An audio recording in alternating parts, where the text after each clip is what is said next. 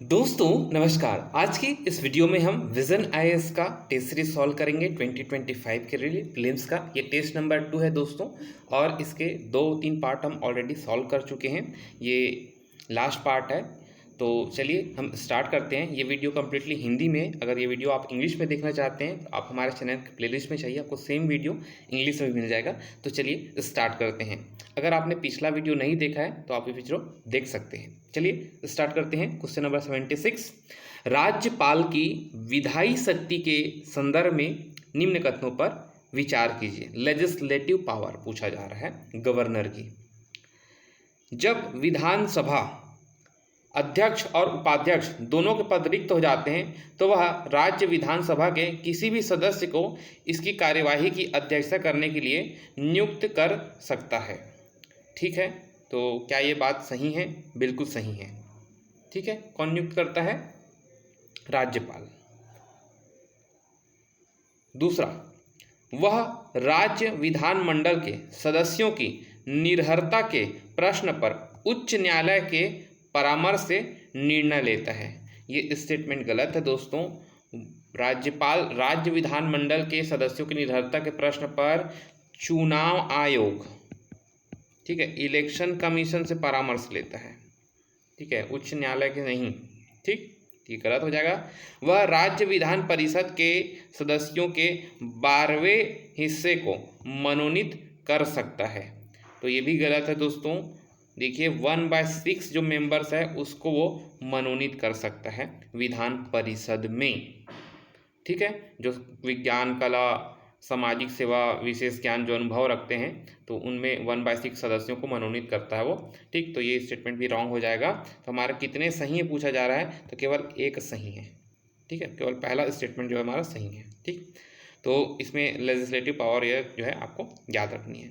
Next question, निम्नलिखित में से किन विषयों को संविधान की 11वीं अनुसूची में रखा गया है? आप जानते हैं हमारे संविधान में कुल 12 अनुसूचियां हैं, तो उसमें से 11वीं अनुसूची में कौन कौन सी चीज़ों को रखा गया है? देखिए, पंचायत के क्षेत्राधिकार में कुल 29 विषय आते हैं, 29 सब्जेक्ट्स। तो उन सब्जेक्ट में कौन कौन चीज़ें आती हैं, इसमें आप अपना कॉमन सेंस लगा के भी इसको सॉल्व कर सकते हैं। तो देखिए, कृषि आएगा क्या? बिल्कुल आएगा। कृषि विस्तार, भूमि सुधार, है ना, जल प्रबंधन, मत्स्य उद्योग, ये सभी आ जाएगा। प्राथमिक और माध्यमिक विद्यालय स्कूली शिक्षा। ठीक है, तो शिक्षा जिसके अंदर प्राथमिक और माध्यमिक विद्यालय भी शामिल हैं वो भी इसमें आ जाते हैं। खादी ग्राम कुटीर उद्योग, ये भी आ जाते हैं।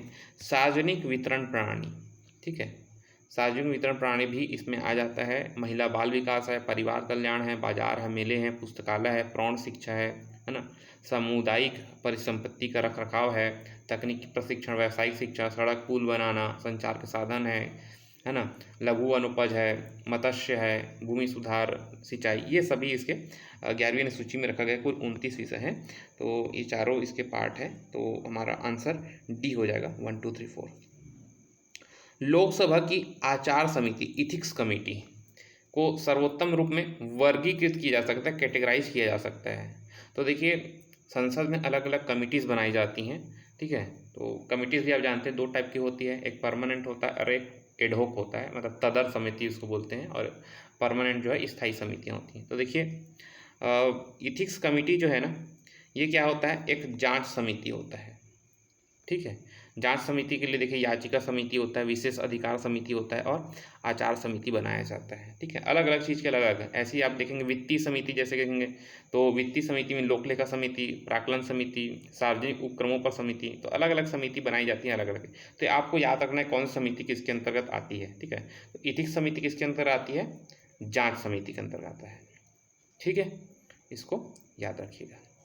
हाउस कीपिंग समिति भी दिया है, जिसके बारे में भी आपको पता होना चाहिए। देखिए, सदन समिति है, पुस्तकालय समिति है, वेतन भत्ते संबंधित समिति है ना, सामान्य प्रयोजन समिति, तो वो सब हाउस कीपिंग में आता है। ठीक, सदन के दैनिक कार्य से भी संबंधित समिति होती है, जैसे कार्य सलाहकार समिति होती है, नियम समिति होती है, बैठकों में सदस्यों की अनुपस्थिति पर भी एक समिति होती है। तो अलग अलग समितियाँ होती है। तो इथिक्स कमेटी किसमें आता है? जांच समिति में आता है। ठीक, चलिए नेक्स्ट क्वेश्चन की ओर बढ़ते हैं। क्वेश्चन नंबर 79, इसमें पूछा है, भारतीय राज्यों को क्षेत्रीय अखंडता का कोई अधिकार प्राप्त नहीं है। सही है, कोई भी अलग होने का कोई भी प्रावधान नहीं है। ठीक है, संसद किसी भी राज्य का नाम, क्षेत्रफल, सीमा परिवर्तित कर सकती है। इसलिए तो कहते हैं हम लोग भारतीय संघ क्या है, विनाशी राज्यों का अविनाशी संघ है। ठीक है, तो इसमें क्या लिखा है, सेकंड स्टूडेंट, भारत संघ जो है विनाशी राज्यों का एक अविनाशी संघ है। ये भी बिल्कुल सही है और ये जो है इसका सही एक्सप्लेनेशन है। ठीक है, तो दोनों सही हैं और कथन 2 जो है कथन 1 का सही व्याख्या करता है। ठीक, तो इस चीज को याद रखिएगा। राज्य की कार्यपालिका के संदर्भ में कथनों पर विचार करना है। राज्यपाल स्थायी कार्यपालिका का अंग है क्योंकि उसे केवल राज्य विधानमंडल द्वारा विशेष बहुमत द्वारा पारित प्रस्ताव से ही हटाया जा सकता है। ठीक, तो क्या ये स्टेटमेंट सही है? गलत है, क्योंकि संविधान में ऐसा कोई भी आधार नहीं बताया गया जिसके आधार पर राष्ट्रपति द्वारा राज्यपाल को हटाया जा सके। ठीक, तो इसलिए ये स्टेटमेंट गलत हो जाएगा। दूसरा स्टेटमेंट, राज्य का मुख्य सचिव राजनीतिक कार्यपालिका का अंग है क्योंकि राज्य सरकार के निर्णयों के आधार पर उसे हटाया या हस्तांतरित किया जा सकता है। देखिए, राज्य का जो मुख्य सचिव होता है स्थायी कार्यपालिका का अंग होता है, क्योंकि गवर्नमेंट तो चेंज होते रहेगा लेकिन मुख्य सचिव वही रहता है। ठीक है, या उसको बाद में हटाया भी जा सकता है, बदला जा सकता है, लेकिन वो जो ब्यूरोक्रेसी है ना, ये जो है परमानेंट होता है। ठीक है, इसका नेचर परमानेंट होता है, तो स्थायी कार्यपालिका का अंग होता है। ठीक, तो ये जो है राजनीतिक कार्यपालिका लिखा है इसमें, इसलिए गलत हो जाएगा।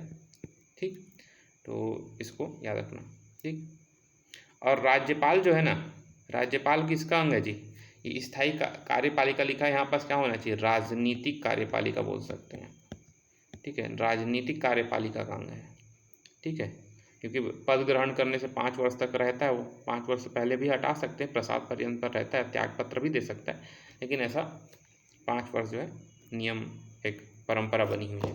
ठीक, तो दोनों स्टेटमेंट तो गलत है इसमें। ठीक है, नेक्स्ट क्वेश्चन की ओर बढ़ते हैं। संघीय कार्यपालिका में कौन कौन से लोग शामिल होते हैं? एग्जीक्यूटिव में कौन कौन से लोग शामिल होते हैं? देखिए, राष्ट्रपति शामिल होता है क्या?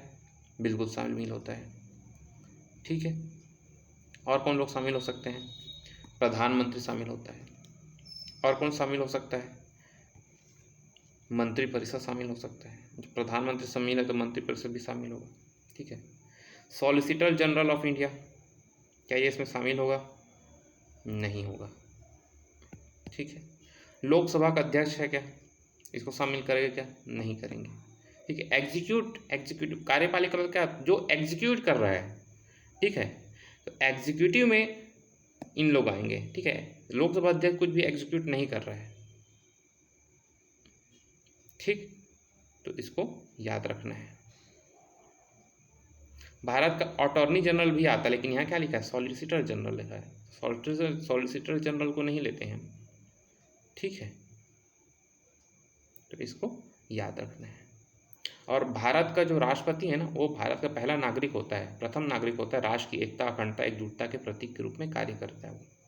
ठीक है, राष्ट्रपति, उपराष्ट्रपति, प्रधानमंत्री, मंत्रिपरिषद, अटॉर्नी जनरल, ये सब जो है एग्जीक्यूटिव कार्यपालिका में शामिल होते हैं। तो हमारा ए आंसर जो है सही हो जाएगा। विधान परिषद के सदस्यों के चयन के संदर्भ में आपको देखना है। तो देखिए, इसमें कौन कौन से लोग शामिल होते हैं, ये अंदर की बात है, आपको पता होनी चाहिए। चलिए, 1/6 सदस्यों को राज्यपाल द्वारा उन व्यक्तियों से मनोनीत किया जाता है जिसके पास साहित्य, विज्ञान, कला, सहकारी आंदोलन, सामाजिक सेवा का विशेष अनुभव होता है। अभी हमने पिछले क्वेश्चन में इस चीज़ को पढ़ा है, तो ये स्टेटमेंट हमारा सही है। ठीक है, दूसरा स्टेटमेंट, 1/3 सदस्य अनुसूचित जाति और अनुसूचित जनजाति समुदाय के लिए आरक्षित होता है। तो देखिए, इसमें आरक्षण कोई प्रावधान नहीं है विधान परिषद और राज्यसभा में कि एससी को इतना देंगे, एसटी को इतना रिजर्वेशन देंगे, ऐसा कोई भी प्रोविज़न नहीं है। तीसरा, संविधान संसद को विधान परिषद के सदस्यों के निर्वाचन के लिए विधि बनाने के लिए अधिकृत करता है।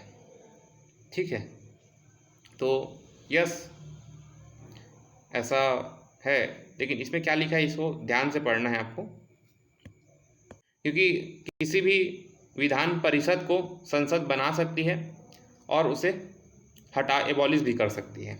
ठीक है, तो संसद इसके लिए अल्टीमेटली ऑथोरिटी है, एक तरह से अधिकृत किया गया है। तो ये स्टेटमेंट हमारा सही हो जाएगा।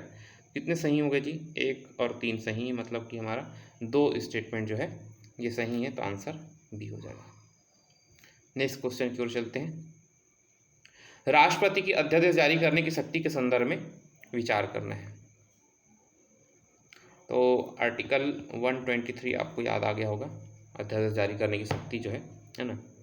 तो निम्न कथनों पर विचार कीजिए। इसे भूतलक्षी प्रभाव से जारी नहीं की जा सकता। भूतलक्षी का मतलब क्या होता है? ये हिंदी काफ़ी क्लिष्ट है, इसका इंग्लिश वर्जन देखना पड़ेगा। देखिए, इसका मतलब होता है रेट्रोस्पेक्टिवली। रेट्रोस्पेक्टिवली मतलब क्या होगा कि इसे किसी पिछली तिथि से लागू किया जा सकता है। ठीक है, तो हमारा क्वेश्चन में क्या पूछा गया था? इसे भूतलक्षी प्रभाव से जारी नहीं किया जा सकता। भूतलक्षी प्रभाव से मतलब कि उसे पहले से जारी नहीं किया जा सकता है, ऐसा पूछा जा रहा है। तो ऐसा नहीं है, इसे पहले से जारी किया जा सकता है। ठीक है, तो किसी भी पिछली तिथि से लागू किया जा सकता है। ठीक है, यह संसद किसी अधिनियम या किसी अन्य अध्यादेश को संशोधन या निरस्त भी कर सकता है। तो पहला स्टेटमेंट हमारा गलत हो जाएगा। ठीक, इसके माध्यम से किसी कर से संबंधित विधि में परिवर्तन या संशोधन नहीं किया जा सकता। ये भी गलत है भाई, वो कुछ भी संशोधन या कुछ भी किया जा सकता है, इसमें ऐसा कुछ भी नहीं है। इसे संविधान में संशोधन के लिए जारी नहीं किया जा सकता, ये एकदम सही है ना। संविधान संशोधन के लिए ऑर्डिनेंस जारी नहीं किया जाता है, एक चीज़ को याद रखना। ठीक, तो ये स्टेटमेंट हमारा सही है। तो आपको ऑर्डिनेंस पता होना चाहिए। इसमें बोला कितने सही हैं, तो हमारा केवल एक स्टेटमेंट बस सही है, तो इसका आंसर ए हो जाएगा। ऑर्डिनेंस के बारे से देखिए, जब कोई भी सदन का एक सदन जो है लोकसभा या राज्य दोनों में से अगर कोई भी नहीं चल रहा हो या दोनों नहीं चल रहा हो, तब राष्ट्रपति द्वारा जारी किया जाता है। और ऐसा नहीं है कि राष्ट्रपति अपने मन से जारी कर देगा। ठीक है, इसके लिए जो है प्रधानमंत्री की अध्यक्षता वाली मंत्रिपरिषद की सलाह पर इसे जारी किया जाता है। और इसकी अवधि 6 महीना रहती है। ठीक है, और अधिकतम जो है 6 महीना और 6 सप्ताह तक हो सकती है। ठीक, तो इसको याद रखना। राष्ट्रपति अध्यादेश किसी भी समय वापस ले सकता है। ठीक है, अच्छा, यदि किसी अध्यादेश को संसद के समक्ष प्रस्तुत किए बिना ही समाप्त होने की अनुमति दी जाती है, इसे निष्प्रभावी होने से पहले है ना पूरी तरह प्रभावी बना रहेगा। ठीक, और ये जो अध्याधीन शक्ति है, ये उसकी विवेकाधीन शक्ति नहीं, याद रखना। ये प्रधानमंत्री की अध्यक्षता वाली मंत्रिपरिषद की सलाह पर ही जारी किया जाता है। चलिए आगे बढ़ते हैं। मुख्यमंत्री के बारे से पूछा गया है। मुख्यमंत्री के बारे से पूछा गया है, वह राज्य का वैधानिक प्रमुख होता है। क्या होता है? डी ज्यूर होता है। देखिए, राज्य का वैधानिक प्रमुख कौन होता है जी? गवर्नर होता है। ठीक है, और वास्तविक प्रमुख कौन होता है? डी फैक्टो एग्जीक्यूटिव कौन होता है? डी फैक्टो एग्जीक्यूटिव कौन होता है? सीएम रहते हैं, मुख्यमंत्री रहते हैं। ठीक है, और यहाँ क्या बोला है? वैधानिक, डी ज्यूर। तो डी ज्यूर कौन रहेगा? गवर्नर रहता है। ये गलत हो जाएगा। वह राज्य विधानमंडल में सत्तारूढ़ दल का नेता होता है। तो ये तो सही बात है।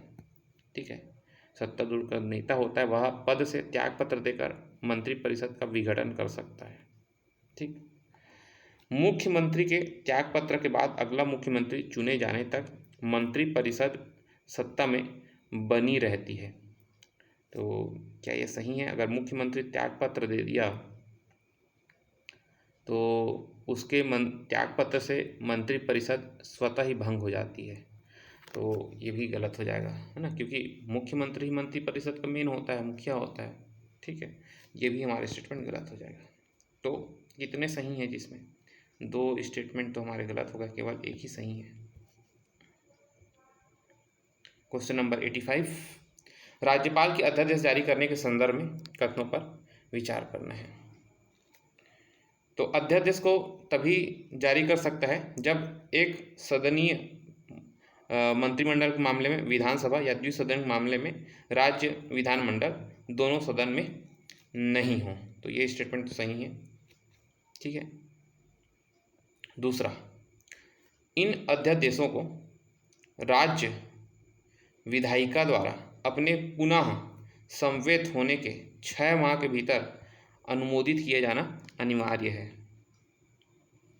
तो देखिए इसे ना 6 सप्ताह के भीतर अनुमोदित किए जाना अनिवार्य है। राज्यपाल किसी भी समय अध्यादेश को वापस ले सकता है। ठीक है, तो इस लाइन को याद रखना। ये जो है इसमें लिखा है पुनः संवेत, तो इसका मैं इंग्लिश मीनिंग आपको बताता हूँ। देखिए पुनः संवेद का मतलब है रीअसेंबली। जैसे कि कोई भी विधानसभा है ना, अब विधानसभा का मान लीजिए सत्र तो ख़त्म हो गया, ठीक है, सत्र ख़त्म हो गया, अब 6 महीने का गैप मैक्सिमम हो सकता है, उससे ज़्यादा नहीं हो सकता। तो 6 महीने तक जो है वो अध्यादेश जारी कर दिया राज्यपाल, ठीक है। अब 6 महीना भी बीत गया, तो उसके बाद जो है ना 6 हफ्ते के भीतर जब फिर से सत्र बैठा, रीअसेंबली हुई है ना, फिर से असेंबली हुई, ठीक है, इसका आपका विधानसभा का है ना, तो उसके बाद क्या है 6 हफ्ते के भीतर उसे अनुमोदित किए जाना अनिवार्य है। ठीक है, तो इस चीज़ को याद रखना। यहाँ पास क्या लिखा है 6 मालिका, इसलिए स्टेटमेंट गलत हो जाएगा, और इससे पूछा है सही नहीं है मतलब गलत है, तो 2 जो है ये गलत है, बी आंसर हो जाएगा हमारा। क्वेश्चन नंबर 86 में आ जाएंगे। राज्यसभा के बारे में पूछा गया है। राज्यसभा एक निरंतर चलने वाला सदन है और इसका विघटन नहीं होता है। तो ये तो बिल्कुल सही बात है, इसका विघटन नहीं होता है, एक स्थायी सदन है, कभी विघटन नहीं होता। ठीक है, इसका है ना 1/3 सदस्य 1/3 जो है एवरी 2 ईयर में रिटायर्ड होते हैं। ठीक है, चलिए संविधान में राज्यसभा के सदस्यों का कार्यकाल 6 वर्ष निर्धारित किया गया है। तो ऐसा बिल्कुल भी नहीं है। देखिए संविधान में ना राज्यसभा के सदस्यों का कार्यकाल निर्धारित नहीं किया गया था, ठीक है, इसे संसद पर छोड़ दिया गया था। उसका फिर आरपीए एक्ट, लोक प्रतिनिधित्व जन प्रतिनिधित्व अधिनियम 1951, ठीक है, आरपीए एक्ट 1951 हमने पास किया, और उसमें हमने प्रावधान किया कि राज्यसभा के सदस्यों का कार्यकाल 6 वर्ष होगा। ठीक है, और इस अधिनियम ने भारत के राष्ट्रपति को पहली राज्यसभा में चुने गए सदस्यों के कार्यकाल को कम करने का अधिकार भी दिया। ठीक है, तो ये 2 जो है ये हमारा गलत है। इसके 1/3 सदस्य प्रत्येक 2 वर्ष में सेवानिवृत्त होते हैं, ये तो सही बात है। तो कौन कौन सही होंगे, 1 और 3 हमारा सही हो जाएगा। नेक्स्ट क्वेश्चन देखेंगे, क्वेश्चन नंबर 87। तो स्टेटमेंट दिया हुआ है, देखेंगे भारत को एक संघीय व्यवस्था माना जाता है, लेकिन इसमें केंद्र सशक्त है, केंद्र पावरफुल है, बिल्कुल सही बात है। राज्यों को संख्या के आधार पर राजभाषा में प्रतिनिधित्व प्रदान किया गया है। राज्यों को जनसंख्या के आधार पर राज्यसभा में प्रतिनिधित्व प्रदान किए गए, एकदम सही बात है। ठीक है, तो दोनों स्टेटमेंट हमारे सही हो जाएंगे। ठीक, इसको याद रखना है। देखिए शक्ति विभाजन जो है ना, शक्तियों को विभाजन केंद्र के पक्ष में है, संघीय दृष्टिकोण से काफ़ी असमान है, क्योंकि संघ सूची में देखेंगे राज्य सूची की अपेक्षा अधिक विषय शामिल है ना, और समवर्ती सूची पर भी केंद्र का प्रभाव ज़्यादा है, तो इसलिए जो है ना केंद्र ज़्यादा सशक्त है हमारे यहाँ। क्वेश्चन नंबर 88 में आ जाएंगे। उच्च न्यायालय हाईकोर्ट के पर्यवेक्षी क्षेत्राधिकार के बारे में पूछा गया है। तो सैन्य न्यायालय या न्यायाधिकरणों को ऐसे पर्यवेक्षी क्षेत्राधिकार से छूट दी गई है।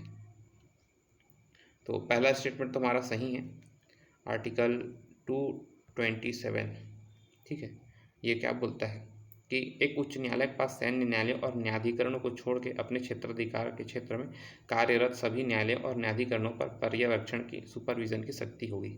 ठीक, तो ये तो सही हो जाएगा। सेकेंड स्टेटमेंट, किसी पीड़ित पक्ष को ऐसे क्षेत्राधिकार का प्रयोग करने के लिए उच्च न्यायालय के समक्ष एक प्रार्थना पत्र देना होता है, ऐसा नहीं है। देखिए पीड़ित पक्ष है तो क्षेत्राधिकार का प्रयोग करने के लिए ना स्वयं संज्ञान ले सकता है वो, ठीक है, सुमोटो, ठीक है, स्वतः संज्ञान ले सकता है, तो प्रार्थना पत्र अनिवार्य नहीं है। ठीक, तो इसको गलत हो जाएगा। केवल न्यायिक पर्यवेक्षण शामिल है, प्रशासनिक पर्यवेक्षण शामिल नहीं है, ऐसा बोल रहा है, तो ऐसा नहीं है, न्यायिक और प्रशासनिक दोनों तरह का पर्यवेक्षण कर सकता है। ठीक, ये भी हमारा गलत हो जाएगा, अब सही नहीं है बोला है, मतलब 2 और 3 यानी कि केवल 2।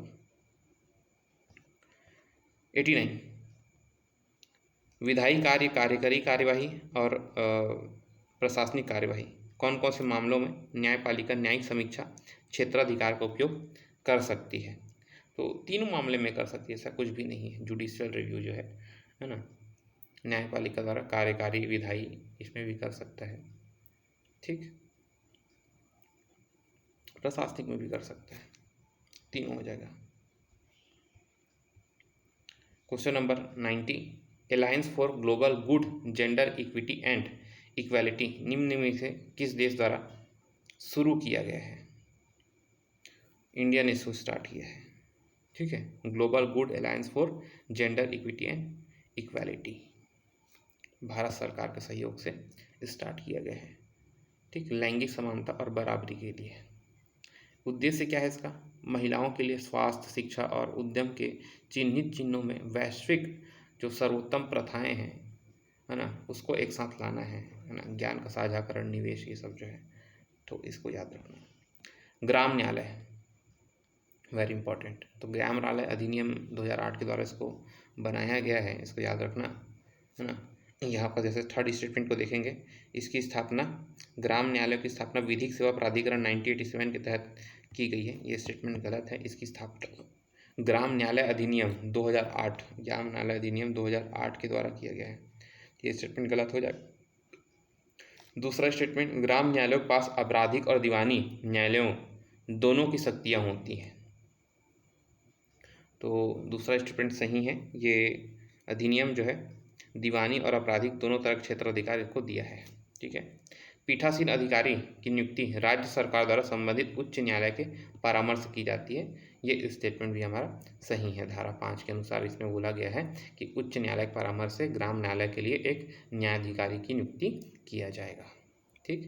तो ग्राम न्यायालय को याद रखना है इसको कि ज़मीनी स्तर पर ना नागरिकों को उनके द्वार पर न्याय सुलभ कराने के लिए इसकी स्थापना की गई है, और इसका उद्देश्य है कि सामाजिक, आर्थिक और अशक्त लोगों के कारण, आवश्यकताओं के कारण कोई भी नागरिक जो है न्याय पर प्राप्त करने के अवसर से वंचित न रह जाए, तो इसलिए जो है ग्राम न्यायालय की स्थापना की जाती है, ठीक है। और इसके लिए किसी जिले में मध्यवर्ती स्तर पर या पंचायत के लिए अलग अलग क्षेत्रों में जो है, तो वहाँ पर किसी राज्य में जहाँ कोई पंचायत नहीं है वहाँ भी इसका इस्तेमाल जो है स्थापना की जाती है, ठीक। तो इसको आपको याद रखना है। कौन सा सही नहीं बोला है, तो हमारा 3 जो है ये सही नहीं है। ज़ॉम्बी वायरस, ज़ॉम्बी वायरस क्या है, इसके बारे में पूछा गया है। ज़ॉम्बी वायरस देखिए, जो परमाफ्रॉस्ट क्षेत्र में जमी हुई मिट्टी में छिपकर हजारों वर्षों तक जिंदा रह सकता है, इसको बोलते हैं ज़ॉम्बी वायरस, ठीक है। इसका कौन सा ऑप्शन हो जाएगा? परमाफ्रॉस्ट क्षेत्र में जमे हुए प्राचीन वायरस इसका संबंध है, ठीक है। ये हजारों साल तक जिंदा रहता है, हजारों वर्ष तक, ठीक। और बाइबिल में के अनुसार ना मेथुसेला वायरस भी कहा जाता है। शोधकर्ता ने इसे पहले ही पृथक कर दिया है और इसके बारे से न्यूज़ आई है, ठीक है, याद रखना इसको। और ये वायरस रोगों के घातक स्वरूप का प्रसार कर सकते हैं, जिसे निपटने के लिए वर्तमान आबादी सक्षम में नहीं है।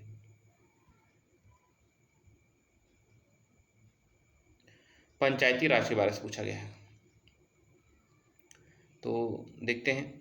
ग्राम स्तर पर ग्राम पंचायत के अध्यक्ष का निर्वाचन राज्य विधानमंडल द्वारा निर्धारित तरीके से किया जाता है, सही बात है।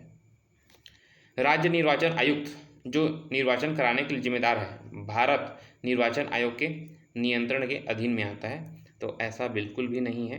राज्य निर्वाचन आयुक्त एक स्वतंत्र अधिकारी होता है और भारत निर्वाचन आयोग से संबंध नहीं है और न ही इसके अधिकारी से कंट्रोल करते हैं। न्यूनतम 25 वर्ष से अधिक आयु का कोई भी व्यक्ति पंचायत का चुनाव लड़ सकता है, ठीक। तो देखिए, क्या ये स्टेटमेंट आपको सही है? नहीं है, क्योंकि 21 वर्ष चाहिए, ठीक है। 21 वर्ष का कोई भी आदमी है वो पंचायत का चुनाव लड़ सकता है। देखिए, आपको कुछ चीज़ें मैं बता देता हूँ। आपको लोकसभा का चुनाव लड़ना है तो इसके लिए आयु कितनी होनी चाहिए? 25 वर्ष होनी चाहिए। आपको राज्यसभा का सदस्य बनना है तो इसके लिए 30 वर्ष उम्र होनी चाहिए। आपको उपराष्ट्रपति बनना है, वाइस प्रेसिडेंट बनना है, तो इसके लिए आपकी उम्र 35 वर्ष होनी चाहिए, ठीक है। और इधर पंचायत का चुनाव लड़ना है तो इसके लिए 21 वर्ष होनी चाहिए, ठीक है। वोट कितने उम्र में देते हैं हम? वोट जो है हम देते हैं 18 वर्ष में, ठीक है। तो ये स्टेटमेंट हमारा गलत हो जाएगा। कितने सही है पूछा है, तो हमारे एक बस सही है। भुगतान bank, payment bank. Payment bank का उद्देश्य क्या है?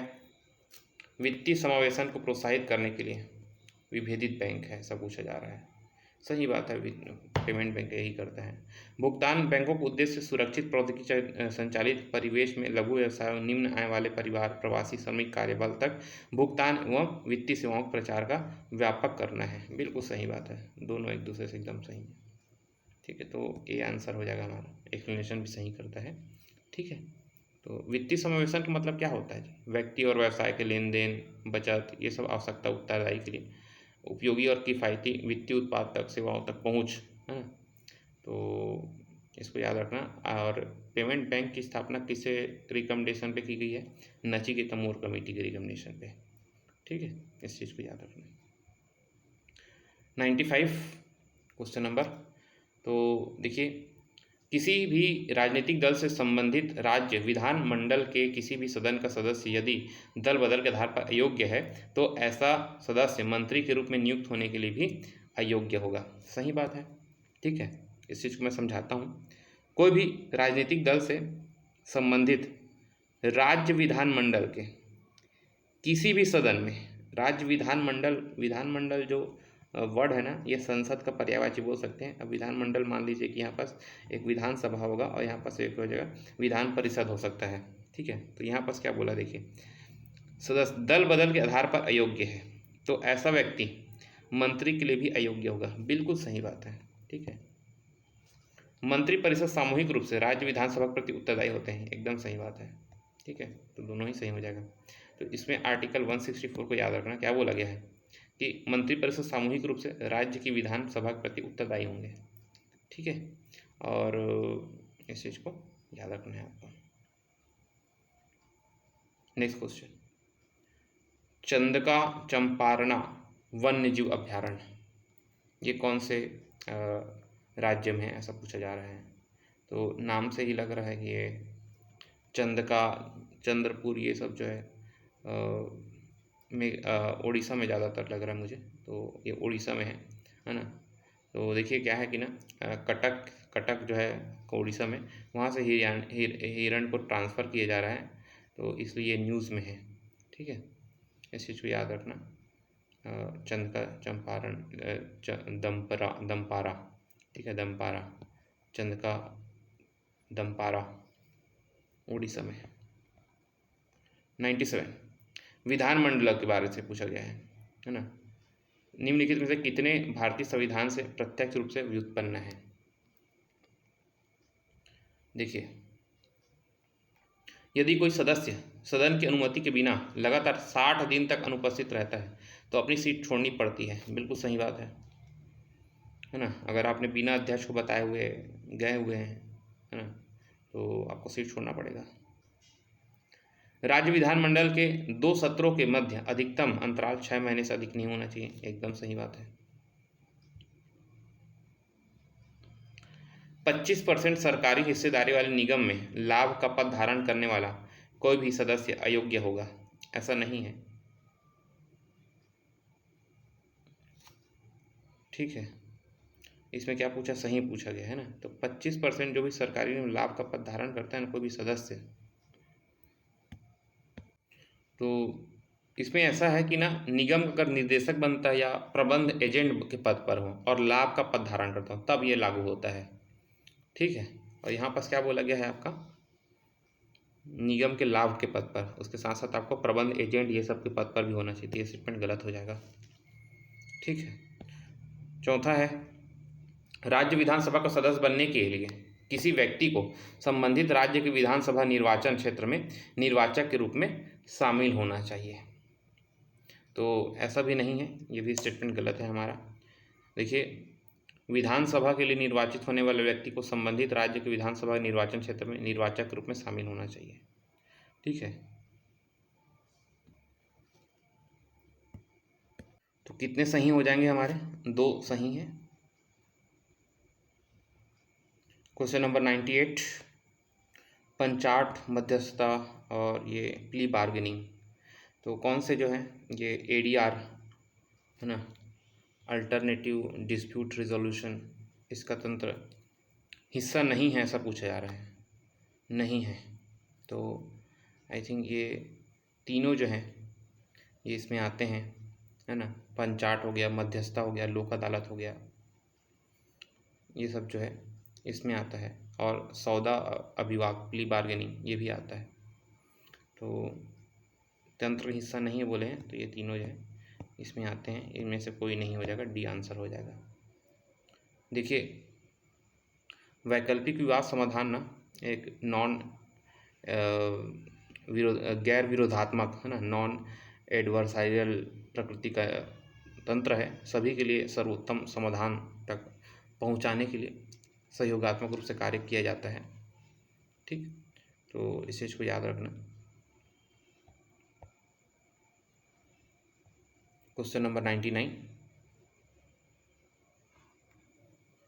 यदि कोई व्यक्ति संसद के दोनों सदनों के लिए निर्वाचित हो जाता है और 10 दिन के भीतर सूचित करना होगा कि वह कौन सी सदस्यता को धारण करेगा। सही बात है, ठीक है। संसद के दोनों सदन के लिए निर्वाचित हो गया है, लोकसभा और राज्यसभा दोनों के लिए, तो 10 दिन के भीतर बताएगा। भारत के संविधान में इस संदर्भ में स्पष्ट रूप से नियम निर्धारित किया है, तो ऐसा कोई भी निर्धारित नहीं किया गया है। इसके लिए RPA एक्ट है ना, RPA एक्ट रिप्रेजेंट, है ना, लोक जनप्रतिनिधित्व अधिनियम 1951, तो उसमें ये वाली बात बोली गई है। ठीक है, संविधान में ऐसा कुछ भी मेंशन नहीं है, तो ये स्टेटमेंट गलत है, एक सही है। तो हमारा सी आंसर जो है सही हो जाएगा। क्वेश्चन नंबर 100 देखेंगे, दिनेश गोस्वामी और वोहरा कमेटी किससे रिलेटेड है? इलेक्शन रिफॉर्म से। ठीक है, वेरी इंपॉर्टेंट, इस चीज़ को याद रखना। ठीक है, तो इस वीडियो में इतना ही। हमने सेकंड टेस्ट कंप्लीट कर लिया है और ये वीडियो हिंदी में था, तो मैं भी आपको दिक्कत आ सकती है समझने में, लेकिन अगर आप हिंदी मीडियम से, आपको मेंस भी हिंदी में देना है, तो इसलिए मैंने ये वीडियो जो है कम्प्लीटली हिंदी में ही बनाया है, ताकि आपके हिंदी भाषा और उत्कृष्ट हो सके और आप इस टर्म्स को समझ सके। तो ठीक है, थैंक यू सो मच, मिलते हैं अगले वीडियो में।